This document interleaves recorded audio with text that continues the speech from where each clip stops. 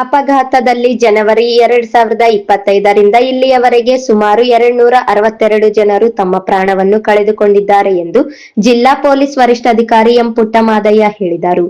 ನಗರದ ಟೌನ್ ಹಾಲ್ನಲ್ಲಿ ಸಿಂಧನೂರು ಪೊಲೀಸ್ ಉಪವಿಭಾಗದ ವತಿಯಿಂದ ಸೈಬರ್ ಅಪರಾಧಗಳ ಮಾಸಾಚರಣೆ ಕಾರ್ಯಕ್ರಮ ಹಮ್ಮಿಕೊಳ್ಳಲಾಗಿತ್ತು. ಕಾರ್ಯಕ್ರಮದಲ್ಲಿ ಮುಖ್ಯ ಅತಿಥಿಯಾಗಿ ಭಾಗವಹಿಸಿ ಕಾರ್ಯಕ್ರಮ ಉದ್ಘಾಟಿಸಿ ಮಾತನಾಡಿದರು. ಪ್ರತಿದಿನ ವಾಹನಗಳ ಸಂಖ್ಯೆ ಹೆಚ್ಚಾಗುತ್ತಿದ್ದು, ರಸ್ತೆ ಮಾತ್ರ ಕಿರಿದಾಗಿದ್ದು ಇದು ಅಸುರಕ್ಷತೆಗೆ ಪ್ರಮುಖ ಕಾರಣವಾಗಿದೆ.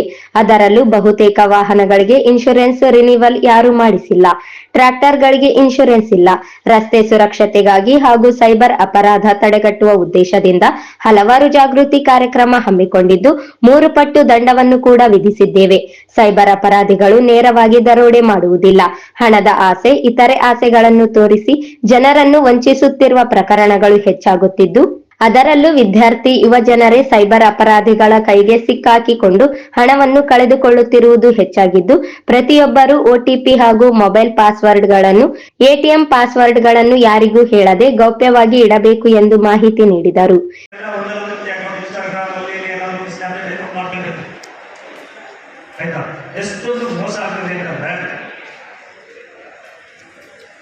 ತುಂಬಾ ಮೋಸ ಆಗ್ತದೆ, ಎಸ್ಪೆಷಲಿ ಹೆಣ್ಮಕ್ಳಿಗೆ. ಮತ್ತೆ ಬ್ಯಾಂಕ್ ಫ್ರಾಡ್ಸು, ಮತ್ತೆ ಇನ್ವೆಸ್ಟಿಂಗ್ ಫ್ರಾಡ್ಸು. 1 ಲಕ್ಷ ವಾಪಸ್ ಕೊಡ್ತಾರೆ, ಮತ್ತೆ ಹೇಳ್ತಾರೆ 5 ಲಕ್ಷ ಹಾಕಿ 25 ಲಕ್ಷ ಕೊಡ್ತೀವಿ ಅಂತ. ಒಬ್ಬ ಟೀಚರ್ ಒಂದು ಲೇಡಿ ಮಾತಾಡ್ತಾರೆ, ಅವ್ರ ಹೆಸರು ಹೇಳಲ್ಲ, ಅವರು ನೀವು ವಿಡಿಯೋದಲ್ಲಿ ತೋರಿಸ್ತಿರಲ್ಲ. ಫಸ್ಟು 3,000 ಇನ್ವೆಸ್ಟ್ ಮಾಡುತ್ತೆ, 30,000 ಬರುತ್ತೆ. ಮತ್ತೆ 3 ಲಕ್ಷಕ್ಕೋಸ್ಕರ ಪ್ರಯತ್ನ ಮಾಡುತ್ತೆ. ಹಂಗೆ ಈಗ ಹೇಳ್ತಾರೆ, ಕೊನೆಗೆ 3 ಕೋಟಿ ಕೊಡ್ಬೋದು ಟೀಚರ್ ಅವರು. ಹಿಂಗಾದ್ರೆ ಬೆಲೆ ಇರ್ತೈತೆ. ಎಲ್ಲಿವರೆಗೆ ಮೋಸ ಮಾಡಿಸ್ಕೊಳ್ಳಿಕ್ಕೆ ನಾವು ತಯಾರಿರ್ತೀವಿ, ಮೋಸಕ್ಕೆ ಹೋಗಿ ನಾವು ತಯಾರಿರ್ತೀವಿ, ಅಲ್ಲಿವರೆಗೂ ಮೋಸ ಮಾಡೋದು ಕೆಟ್ಟ ಆಗ್ತದೆ. ಗೊತ್ತಾಗೋದಕ್ಕೆ ನಮ್ಗೆ ಗೊತ್ತಿದೆ. ಈ ನಿಟ್ಟಿನಲ್ಲಿ ನಾವು ಎಸ್ಪೆಷಲಿ ಡಿಜಿಟಲ್ ಏಜಲ್ಲಿ ಆ ಡಿಜಿಟಲ್ ಇನ್ಫಾರ್ಮೇಶನ್ಸ್ ಇರಬೇಕು, ಮತ್ತೆ ನಾಲೆಡ್ಜ್ ಇರಬೇಕು, ಮತ್ತೆ ಎಷ್ಟನ್ನ ಯಾರಿಗೆ ನಾವು ಬಳಸಿದ್ರೆ ಇಂಡಿವಿಜುವಲ್ಗೆ ಅನುಕೂಲ, ರಾಷ್ಟ್ರ ಮಟ್ಟದಲ್ಲಿ ಹೇಗೆ ತನ್ನ ಇಂಪ್ಯಾಕ್ಟ್ ಮಾಡುತ್ತೆ ಅಂತ. ಯಾರು ರೆಗ್ಯುಲರ್ ಪೇಪರ್ ನೋಡೋದು ಗೊತ್ತಿರುತ್ತೆ. ನಿನ್ನೆ ಆಸ್ಟ್ರೇಲಿಯಾ ದೇಶದವರು ಒಂದು ಆದೇಶ ಮಾಡಿದ್ದಾರೆ, ಆ ಸರ್ಕಾರ. ಏನು ಆದೇಶ ಅಂತಂದ್ರೆ, ಬಿಲೋ 16 ಇಯರ್ಸ್ ಯಾವುದೇ ಕಾರಣಕ್ಕೂ ಸೋಷಿಯಲ್ ಮೀಡಿಯಾಗೆ ಎಂಟರ್ ಆಗಬಾರ್ದು ಅಂತ. ಅದಕ್ಕೆ ಆ ದೇಶ ಪ್ರಧಾನಿ ತುಂಬ ಹೆಮ್ಮೆಯಿಂದ ಹೇಳಿದ್ದಾರೆ. ನಾನು ಇವತ್ತು ತುಂಬ ಚೆನ್ನಾಗಿ ನಿದ್ರೆ ಮಾಡ್ತೀನಿ ಅಂತ. ಯಾಕಂದ್ರೆ ಯುವ ಸಮುದಾಯ ಆಡಳಿತ ಇದರಲ್ಲಿ ಈಗ ಇವತ್ತಿನ ಒಂದು ಯುವ ಪೀಳಿಗೆಗೆ ಒಂದು ನೀರಿನ ಜೊತೆಯಲ್ಲಿ ಅಥವಾ ಭೂಮಿ ಮರಗಳ ಜೊತೆಯಲ್ಲಿ ನಾವು ಯಾರು ಹೋರಾಡಿದ್ದೇವೆ ಮಕ್ಕಳು. ಪ್ರಕೃತಿಗೆ ನಾವು ತುಂಬ ವಿರುದ್ಧವಾಗಿದ್ದೀವಿ.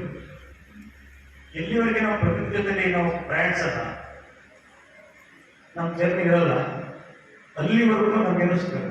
ಸಂಚಾರ ನಿಯಂತ್ರಣ ಸಂಚಾರಕ್ಕೆ ಸಂಬಂಧಪಟ್ಟದ್ದು ಆಕ್ಸಿಡೆಂಟ್ಸ್ ಏನು, ನಿಮಗೆ ಲೈವ್ ಇದೆ ಕೆಲವು. ಅದರಲ್ಲಿ ಜೀವ ಕಳ್ಕೊಂಡಂಥ ತಂದೆ ತಾಯಿಯವರು ಮತ್ತೆ ಗಾಯಗೊಂಡಂಥ ಕೆಲವು ವ್ಯಕ್ತಿಗಳ ಬಂಧುಗಳು ತಮ್ಮ ಅನುಭವವನ್ನು ಹಂಚ್ಕೊಳ್ತಾರೆ. ಅದು ನೋಡೋದ್ರಿಂದ ಅರ್ಥ ಆಗ್ತದೆ. ಸಂಚಾರಕ್ಕೆ ಸಂಬಂಧಪಟ್ಟಾಗಿ ಇವತ್ತು 2 ಬಹಳ ಅತಿ ಮುಖ್ಯ ಸಂಗತಿಗಳು ನಮ್ಮ ನಾಗರಿಕ ಸಮಾಜದಲ್ಲಿ. ಒಂದು ಮೊಬೈಲ್, ಇನ್ನೊಂದು ವೆಹಿಕಲ್. ಬೆಂಗಳೂರಲ್ಲಿ ಎಷ್ಟು ಜನಸಂಖ್ಯೆ ಇದೆಯೋ ಅದಕ್ಕೆ ಅತಿ ಹೆಚ್ಚು ವಾಹನಗಳಿದೆ ಅಂತ ಒಂದು ವರದಿ ಇದೆ. ಇದು ಚಿನ್ನೂರು ಬರ್ತಲ್ಲ, ರಾಯಚೂರು ಬರ್ತಲ್ಲ, ನಮ್ಮ ದೇಶದ ಯಾವ ನಗರ ಕೂಡ ಬರ್ತಲ್ಲ. ಪ್ರತಿದಿನ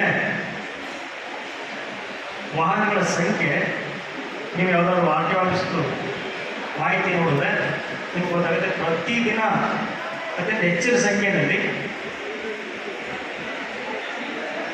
ಹೊಸ ಹೊಸ ದ್ವಿಚಕ್ರ ಇರ್ಬೋದು, ಫೋರ್ ವೀಲ್ ಇರ್ಬೋದು, ಅಥವಾ ಇನ್ನೂ ಹೆವಿ ವೆಹಿಕಲ್ಸ್ ಇರ್ಬೋದು, ಅತಿ ಹೆಚ್ಚಿನ ಸಂಖ್ಯೆಯಲ್ಲಿ ರಿಜಿಸ್ಟ್ರೇಷನ್ ತಗೊಳ್ತಾ ಇದೆ. 2 ಜನ ಆಕ್ಸಿಡೆಂಟ್ ಪ್ರಾಣಾಗಿರ್ತಾರೆ ಆಯ್ತಾ. ಮತ್ತು 700ಕ್ಕಿಂತ ಅಧಿಕ ಜನ ಈ ಒಂದು ಆಕ್ಸಿಡೆಂಟಲ್ಲಿ ಗಾಯಗೊಂಡಿದ್ದಾರೆ, ತೀವ್ರ ಗಾಯಗೊಂಡಿದ್ದಾರೆ. ಮತ್ತು 7 ನರ್ಸಿಂಗ್ನವರು ಕೂಡ ಇದ್ದಾರೆ. ಮತ್ತು ಗಾಯ ಆದಮೇಲೆ 2 ತಿಂಗಳು 3 ತಿಂಗಳ ನಂತರ ಡೆತ್ ಆಗೋದು ಕೂಡ ಇದೆ. ಈ ನಿಟ್ಟಿನಲ್ಲಿ ನಮ್ಮ ಪಾತ್ರ ಏನು? ನಮ್ಮ ಪಾತ್ರ ಮೊದಲನೇದಾಗಿ ವಾಹನ ನಡೆಸಬೇಕಾದ್ರೆ ತುಂಬ ಜಾಗರೂಕತೆ, ಡಿಫೆನ್ಸ್ ಡ್ರೈವಿಂಗ್ ಅಂತ ಹೇಳ್ತೀವಿ, ಸುರಕ್ಷಿತ ಚಾಲನೆ. ನಮಗೂ ಏನಾಗಬಾರ್ದು, ಇನ್ನೊಬ್ರಿಗೂ ಏನಾಗಬಾರ್ದು ಅನ್ನೋದು ವೆಹಿಕಲ್ ಅದಕ್ಕಿಂತ ಮುಂಚೆ ಯೋಚನೆ ಮಾಡಬೇಕು. ಈ ವೇಳೆ DYSP G Chandrashekar, tahsildar Arun Desai, taluk panchayat EO Chandrashekar, ಪೌರಾಯುಕ್ತ ಪಾಂಡುರಂಗ ಇಟ್ಟಿಗೆ ಸೇರಿದಂತೆ ಹಾಗೂ ಪಿಎಸ್ಐಗಳು ಇದ್ದರು.